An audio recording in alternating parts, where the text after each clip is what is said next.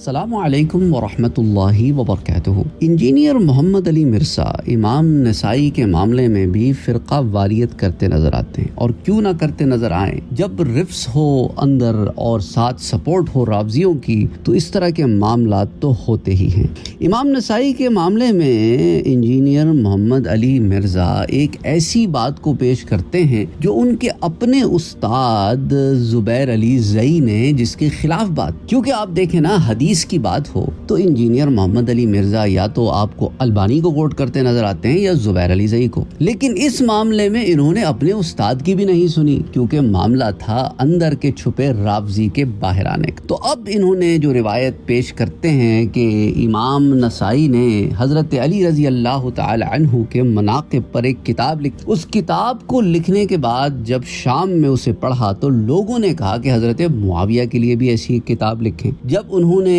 اس کے خلاف بات کی تو لوگوں نے ان کے اوپر حملہ کر دیا اور اتنا انہیں مارا کہ آخر میں وہ شہید۔ یہ خلاصہ ہے اس روایت کا جو یہ پیش کر۔ اب آئیے ان کے اپنے استاد، یعنی گھر کی بات کر لیتے ہیں نا، باہر سے دلائل لانے کی ضرورت ہی نہیں ہے۔ ان کے اپنے استاد جنہیں یہ بات بات پہ حدیث میں کوٹ کرتے ہیں کہ زبیر علی صاحب نے یہ کہا اور زبیر علی زئی صاحب نے یہ کہا، تو آئیے زبیر علی زئی صاحب نے اس بارے میں کیا کہا یہ بھی دیکھ لیتے ہیں۔ وہ کہتے ہیں کہ اس روایت کے راویوں کو چلیں دیکھ لیتے ہیں، کیونکہ مسئلہ روایت کا ہے نا۔ حاکم نیشا پوری نے جب اسے روایت کیا تو کہا فحدثنی محمد ابن اسحاق الازبہانی قال سمعت مشایخنا بمصر یذکرون ان ابا عبد الرحمن فارق مصر۔ اب یہ تمام جو انہوں نے سند دی ہے نا کہ مجھ سے محمد بن اسحاق یعنی بن محمد بن یحییٰ بن مندہ پورا نام ہے ان کا، انہوں نے بیان کیا کہ میں نے مصر میں اپنے استادوں کو یہ بیان کرتے ہوئے سنا کہ ابو عبد الرحمن یعنی کہ امام نسائی نے آخری عمر میں مصر کو الوداع کیا، اور باقی پوری روایت۔ اب یہ جو ہے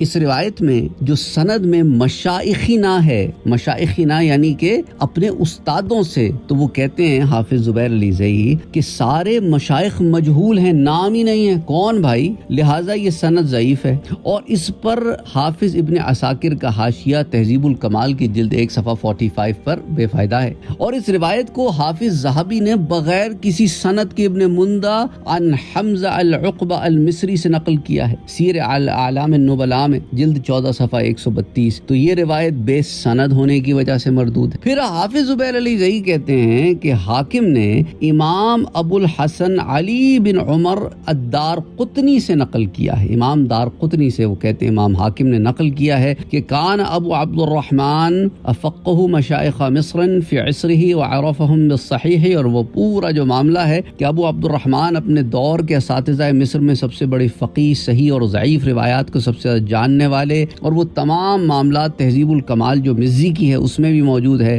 واختصرہ الذہبی فی سیر اعلام النبلاء میں بھی موجود ہے۔ تو اگر یہ روایت امام حاکم یا امام دارقطنی سے بس سند صحیح بھی ثابت ہو جائے تو امام دارقطنی تو اسے ڈائریکٹ روایت کر رہے ہیں، بیچ میں کوئی بندہ نہیں ہے کہ امام حاکم نے امام دارقطنی سے ڈائریکٹ نقل کر دی ہے، اور امام دارقطنی جو ہیں ان کی سن پیدائش یا تو 305 ہجری ہے یا 306 ہجری ہے، اور امام نسائی کی تاریخ وفات تو 303 ہجری ہے۔ تو پیدا ہونے سے پہلے امام دارقطنی نے اس واقعے کو کیسے دیکھ لیا؟ سمجھ آ رہی بات؟ تو یہ روایت تو منقطع ہو گئی اور ساتھ مردود بھی ہو گئی۔ تو اسی لیے انجینئر محمد علی مرزا کے اپنے استاد صاحب زبیر علی زئی کہتے ہیں کہ یہ وہ روایات ہیں جنہیں بعض علماء اور واعظین مزے لے لے کر بیان کرتے ہیں، لیکن عالم اس کا یہ ہے کہ یہ سب جو ہے بڑھا دیا ہے فقط زیب داستان کے لیے، اس کی سند تو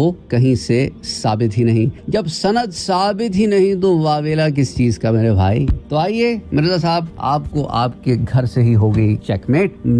باہر کہیں جانے کی ضرورت ہی نہیں۔